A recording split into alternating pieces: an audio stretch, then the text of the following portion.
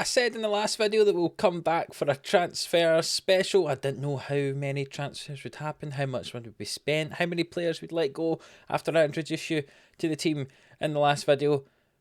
Well, between the ins and the outs, over £300 million worth of transfers have occurred here at Monaco. So it's going to be a long one.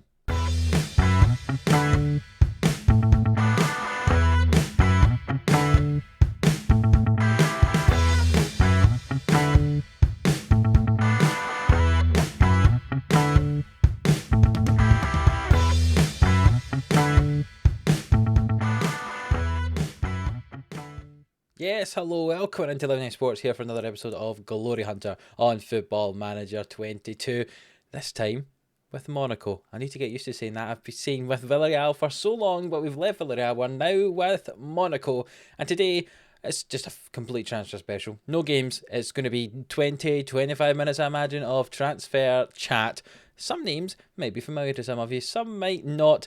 And there were a lot of names who I just introduced you to in the last episode that you'll be saying goodbye to without ever having seen them play. So without further ado, let's get into it. We'll start with the outs, then go to the ins, and I think we're going to go from cheapest to most expensive. Sometimes I do it chronologically, sometimes I just pick them out.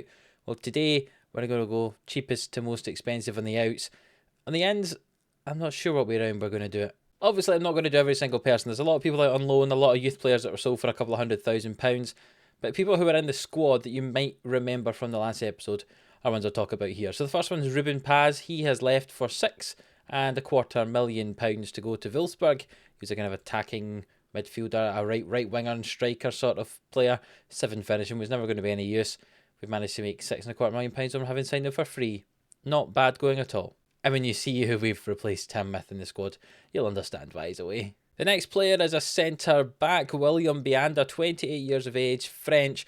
We signed him for £13.5 million this season before I got here. He played 6 games. That wasn't a good return. We've sold him to Monaco for £6.25 million, where he's actually played fairly well. 7.5 average rating in his 3 games there. I'm now going through these transfers and realising I've got rid of quite a few kind of homegrown talents, so I'm worried about registration for the Champions League, but we'll cross that bridge when we come to it. But yeah, we've sold Bianda. You can see he was an alright defender, nothing too special. And we made some money on him. He's worth a lot more now at Marseille, which is a little bit annoying. Another player we got rid of is Tanguy Ndombele, another Frenchman. Again, just realising this could have been an error. We sold him to Rangers for nearly £9 million. We'd signed him from Juventus the year before. He'd actually played alright. I say we signed him. Monaco had signed him. But we've sold him to Rangers, and he can go there. And he's not been playing that well for Rangers, to be honest. But they spent nearly £9 million on him. So more fool them. Yeah, it's just not that great. He's 31 years of age. He wasn't going to be a starting player for us, so we just got rid of him. We had 2 goalkeepers who were fairly similar in quality in the squad, I thought. And we were offered nearly £9 million for Radu here. You can see he's a fairly well-rounded keeper. But Sassuolo paid nearly £9 million for him. We played 4 times last year. He was a first choice to begin with, no longer first choice. And I saw that as well. He's not quite as good as the other keeper. So we sold him to Sassuolo for £9 million. Not bad for your backup keeper. One transfer that was already going through and we got here was Victor Nelson going to Tottenham, the centre-back. Again, 29 years of age. Yeah, he was on a lot of money. 74k he's on at Tottenham now. For someone who wasn't that great, I was happy to get rid of him. You can see he's been here for a while. Having signed for £22 million, was first choice for those 2 years. Back up the next 2 years, and we've sold him for nearly £12 million. And he was joined by another centre-back, Ozan Kabak, 28-year-old Turkish defender. He's also went to Tottenham, having come here. £16 million they paid for him. He's hardly ever played, and we sold him for 18. That's not bad going, I don't think. But yeah, he was never going to be a first choice player for me. And away he goes to Tottenham as well. We're now moving forward, and there's a few attacking midfield options that we've got rid of. The squad was full of them. We've also brought in some players in those positions as well.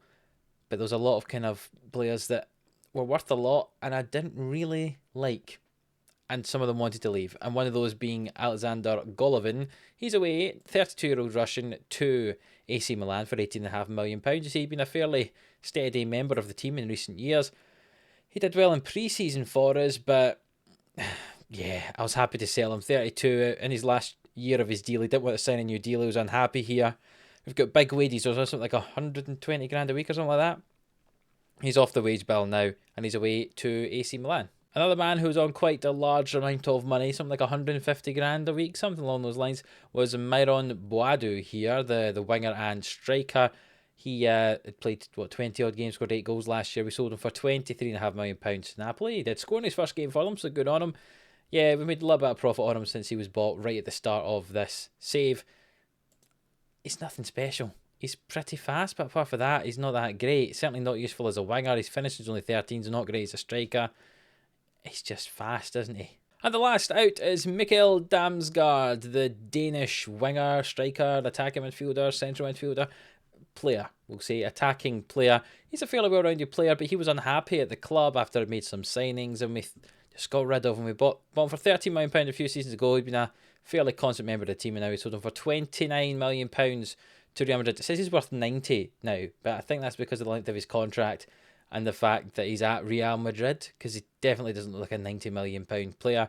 But we've got rid of him anyway. He's away to Real Madrid, and that brought in like something along the lines of £130 million with all these sales. So now let's talk about the ends. And I think we might do it chronologically, because that might help them make a bit more sense. The first player is 36-year-old Mohamed Salah. I know what you're thinking, he's 36. I don't sign old players. Well, I have signed some experience here. He will be our first choice right winger. We've obviously sold Boadu and Golovin and Damsgaard, a lot of wingers. He was up for sale for £10 million. That's a fairly decent deal. Spoilers, we have played a couple of games this season already. You can see he scored 5 and 3. He's done pretty well. I'm not going to show you Ligue 1 or anything like that at the moment in time. That'll be the next episode. I'll show you that, how we're getting on, and we'll play a game as well. This is just going to be in transfers. But yeah, £10 million we paid for him. Even at 36, his physicals are still not too bad. Mental's brilliant. Finishing 18, first touch 17. He's pretty good. He's got a 9.13 average rating so far in Ligue 1, which is good. I'll say that, isn't it? It's good. Mohamed Salah, 36-year-old, first signing, £10 million. I feel it's a bargain for 1 year. He's on a 2-year deal, but for 1 or 2 years up there, he could be very, very good indeed. And I'm looking forward to using Salah. And what's happened so far in the season, I'm very, very happy with what he's been doing as well. So what happened at this stage is not all the players who you've seen being sold had actually been sold, but a lot of them were on the way out. And I looked at the squad and I built my first team and I went, I could do with a striker. Looking at it, unless we play Salah up front, but I like Salah off the right. Could do with a striker probably in the squad. Could do a centre back. We could do with a defensive midfielder. They were the 3 main things I wanted to look at, as well as a left back, because our options were Junior Firpo or Lucadinha, and they were quite old. So I did what any good manager does, and he goes and raids the club that he just worked at. Yes, I have done that. Apologies if you thought I was going to do anything else. We've signed Darwin, our Uruguayan centre-back, who we had signed for £3 million for Villarreal a few seasons ago. He'd been out on loan the last couple of years, so you probably didn't even remember he was there unless you saw him hiding in the squad over the last few years at Villarreal. We signed him for £18.75 million. He's become one of our first-choice centre-backs. Heading of 12 is a little bit disappointing, but he's got good marking. Good position, tackling could perhaps do with improving as well, but he's got very good physical stats there as well. Nice jump and reach, nice strength, nice balance. His pace could maybe do been a little bit higher, but it's still decent for a centre back. He's got good bravery, good anticipation. Could maybe do being a little bit more aggressive if we want to get into tackles, but passing a 12 is not bad for a ball playing centre back. He feels like an ideal candidate to play in our centre back role in our system. That's the reason we signed him for Villarreal all those years ago. We never got to use him there because we ended up signing Koundé, remember, but Darwin is one of our first choice centre backs, and it only cost us just short of £20 million, which I think is pretty good. And you see he's now worth £150 million, and also he's only on 50 grand a week. I don't know if you've noticed with some of the other players who we sold, and you'll notice it with some of the players that we've signed. People are on a lot of money at this club. The wage budget is like £3.5 million a week compared to the £1.5 million a week that we had at Villarreal. But even so, Darwin's still only on 50k, and he's one of our best centre-backs. And I continued to raid Villarreal, because I thought for that defensive midfield role, who do I want? Let's check my old clubs. And Thielmann was available for sale after, I'll tell you what, Antonio Conte has taken over at Villarreal. Take from that as you wish. He sold a lot of the players, and one of those was Thielmann. We've signed him here at Monaco. You know what Thielmann's like. He's got good physical stats there, nice mentals. His technicals are not too bad at all. Can play in midfield or at the back or right back as well. We signed him for £30 million. We signed him for £5 million from Leipzig a few years ago with Villarreal. He went out on loan to Besiktas. We then had he ended up becoming our first choice defensive midfielder last year at Villarreal. I was that impressed with him that I've signed him for £30 million to play at Monaco, and he's been very, very solid. He's actually come in and become the vice captain.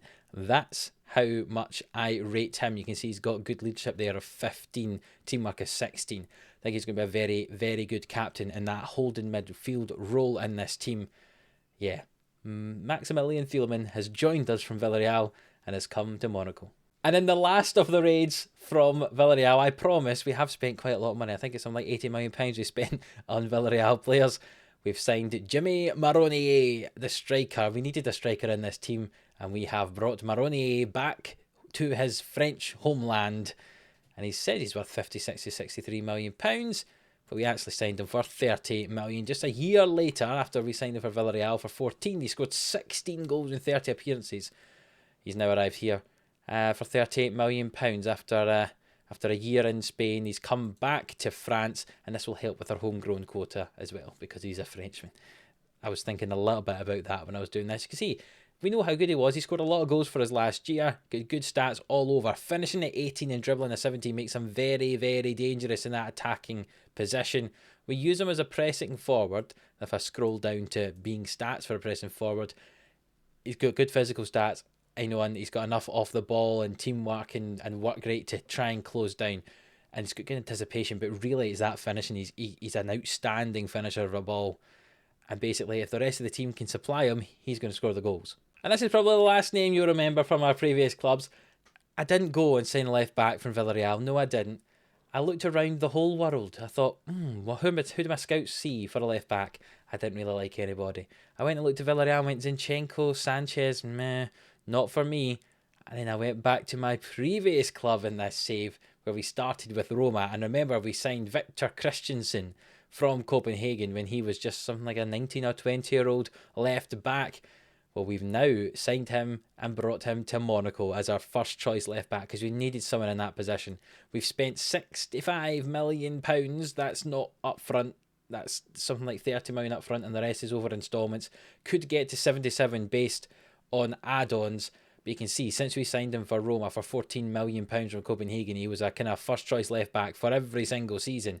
Even when we left Roma, he was still the first choice left back. He then got a huge pay rise, and that's why we're now paying him 245 grand a week. Don't worry about that. Don't worry about it. We're paying him a lot of money, but he is a first choice left back, and he's very, very good. Physically brilliant. Mentals, there's nothing below a 12 there. He's great. And looking at his technical stats, defensively, tackling 12, marking 13, and positioning 13, solid enough for an attacking left back. But his crossing's 14, first touch 14, he's got good passing as well. He's got good technique, he's good going forward, he's good defensively. There's a reason we signed him for Roma. I did want to try and get him at Villarreal, but we couldn't afford him. But now, at Monaco, we can indeed afford them, and we have signed Victor Christensen to come back in as our left back. We looked at the team and we thought we were a bit short in central midfield. Not in the first choice central midfield. We had enough of that, but our backups weren't that great. Some of them were a bit old, and we'd ended up selling or loaning out some options in central midfield. So we brought in a few kind of more senior heads to sit on the bench, basically, and to be able to cover when need be. And most of them, in fact both of them, there's two main central midfield signings I'm going to talk about here.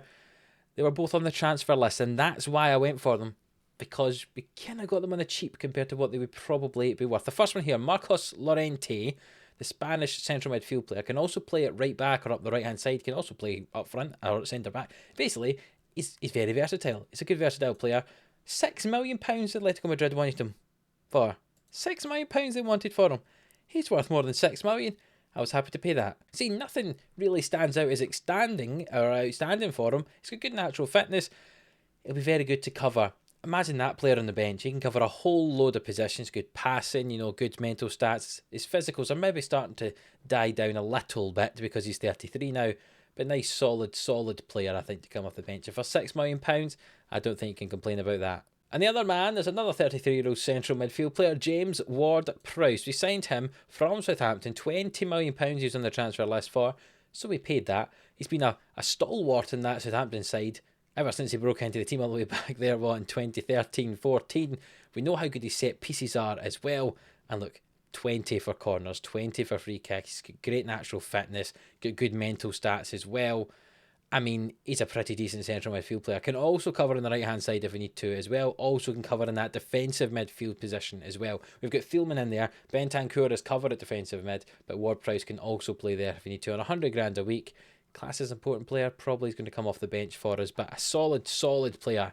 We've got a lot of good options, especially when we're going to have that busy spell, with Champions League football and with League On football. And maybe when the cup comes in as well, we're able to have a couple of sides. I'm hoping, like we did in Villarreal, you're able to have a full backup 11 that can come out to play in the games that we don't need the full strength 11 in.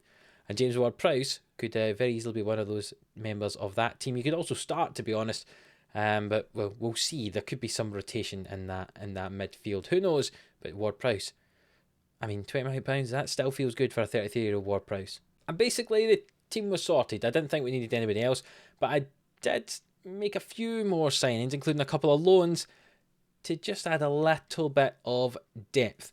Now, this one here, Bosco Sutalo, looks like a fairly rubbish signing, and I agree, it probably isn't great. He's on loan, we're paying £1.5 million for the year. He's a solid defender, but why I've signed him is he can play right across the back line, which means he's an ideal person to sit on the bench for us. One-dip player, can cover all three defensive positions. I like that. We had a lot of people who could sit on the bench that were either only a centre-back or Dina's only a left-back, or we have someone who's only a right-back. He can do all the jobs, so he can sit on the bench. The other players are still in the squad as backup, so we can rotate the side, they can start, but he's an ideal defender to sit on the bench because he can cover across all those positions. That's mainly why I've signed him. He's very solid as well. Nothing special, just solid enough to come on if he needs to. And I wasn't intending to make another attacking signing, but I did make an attacking signing toward the end of the window. The window's still open, but I don't think we're going to do anything else. But toward the end of the window, we signed Rodrigo on loan from Real Madrid. We're paying £1.5 million as the loan fee, so not a lot of money for him. He's at Real Madrid. As you can see, he's been there for quite a few years. He's been a first-choice left winger. And then for some reason, they put him on the loan list, and we brought him in. We're paying £425,000 a week on wages. That is a lot. I will give you that.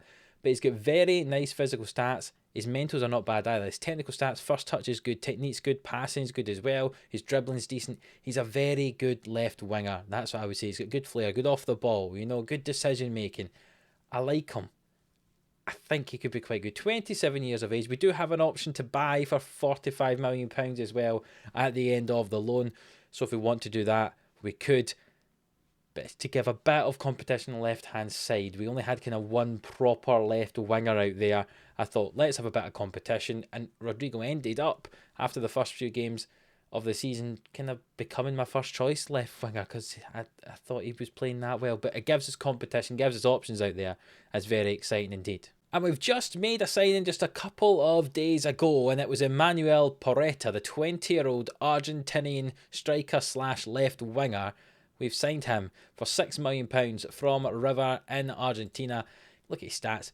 Physically brilliant, good mental stats for someone so young as well, and his technical stats are not bad either. Technique and passing is good, heading's good at 16. Finishing could be better for a striker, but if he's playing out there on that left wing, cutting in field maybe as an inverted winger, could be very, very exciting as well. He's classed as a wonder kid, and he does look pretty good, so he'll be another attacking option for us, and I'm fairly happy with the squad now.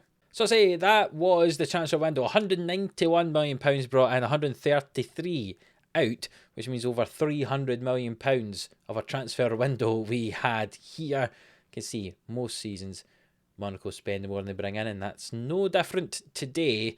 And if we have a look at our tactic, this is how our first choice team looks at this moment in time. We do have an injury to Wan-Bissaka and stuff like that, but this is, if it was a full strength team, this is how we would start. We've got Kobel in goal, Gregor Kobel, very, very solid Swiss goalkeeper. One of the reasons we got rid of Radu at the back. It's Darwin, who you all know, and Stergio there, the Swiss centre-back as well. Nice solid physical stats. He's only 5'11". He's actually one of the shortest players in our first team, and he's a centre-back. Very strange. Wan-Bissaka is the right-back, 30 years of age. That could be somewhere we look to improve in the future, but he's still very good physically. He's got good mental stats as well, and his tackling's 20. That is an unusual stat to have. So that's pretty impressive. And left back, Christensen needs no introduction. Thielman at defensive mid also needs no introduction. But then this is a very, very exciting midfield too, if this is going to be our first choice midfield. Tchouaméni is how I'm going to pronounce him. Tchouaméni, the 28-year-old Frenchman, now very well-rounded. Great physical stats, great mental stats. Technical's not too bad either. Going to be acting as a Mezzala for us.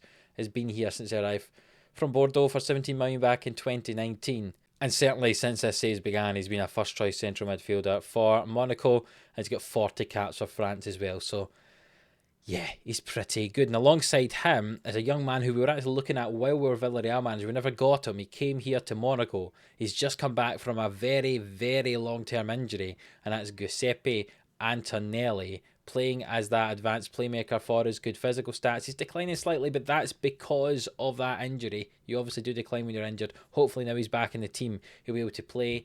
He's got all right mental stats as well. Technicals are good. Could perhaps do with improving your finishing, crossing, dribbling sort of stuff. But he's got nice first touch, nice passing. So he act well as a playmaker. I'm hoping anyway.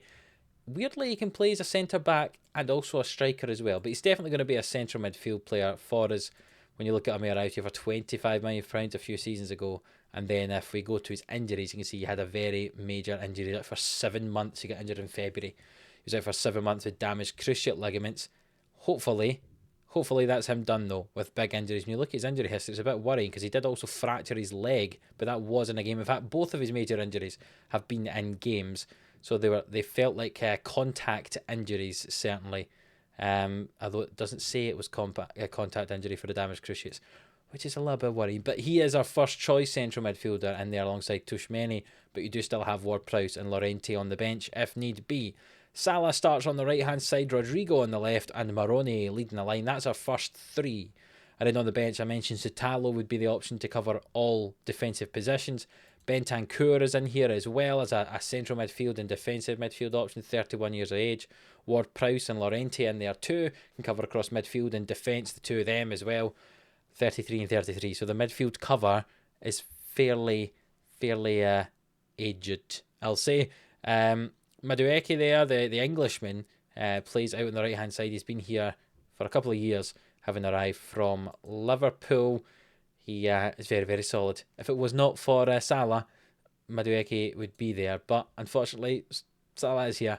Rocco Simic will probably feel a bit hard done to. He was the first choice left winger, 24-year-old Croatian player. But Rodrigo's taken his place for him. And we've also got Porretta on the bench who can play in the wing and up front also. In the reserves, I suppose, we've got some defensive cover, including Firpoldinia, Struik and Belanova as the defenders. Kozlowski is a central midfield option. Polish, he's currently wanted, so we'll see if he stays here or not. That's one of the reasons that we sold, or that we brought in, I should say, Ward-Prowse and Llorente. Rafinha is here, 31-year-old Brazilian. I don't really want him here. He's on 250 grand a week. We're trying to sell him, so hopefully he does get sold at some point. He's been here for a few years now. I don't want him. Hopefully he goes. That's the hope anyway. He's a solid player, but I don't want him on those wages here, to be honest. Antonio Marin's another good option, I think, to cover in the wide areas. Decent as a squad player. And finally, Wout Weghorst, the 36-year-old Dutchman, is feeling a bit hard done to now we signed Perrotta. Weghorst was our backup striker. He's now our third choice striker. He's probably not going to go anywhere. No one want to buy him. He's got 1 year left in his contract, so he'll probably just sit there and play the odd game. He doesn't really work as a pressing forward, let's be honest. A 36-year-old 6'6" striker doesn't really work as a pressing forward, but he may be able to do a role if we need him to. And that is the team. That is the transfers, and that is today's episode. A very exciting looking team, and this team should surely be capable of challenging for Ligue 1, challenging for the French Cup. Will it be able to challenge in Europe? I don't know. In the next episode, I will have a game against PSG. You can see just at the top of the screen, that game is tomorrow. So we have a game against PSG, which will be very exciting indeed. We'll also show you how we've got on so far in the league up to this stage. And there's a Champions League group stage draw as well. That's very, very exciting. Lots of stuff happening in the next episode. So if you don't want to miss that one, you should probably hit that subscribe button so you don't miss any new episodes. of this Glory Hunter challenge. If you're new around here, I say hit that subscribe button. You don't want to miss an episode. It's as simple as that. This is getting very, very exciting. If you have enjoyed this one, a huge transfer episode, then please do leave a like on the video. It really does help us out. And until the next one, which will be that game against PSG, we'll see you then.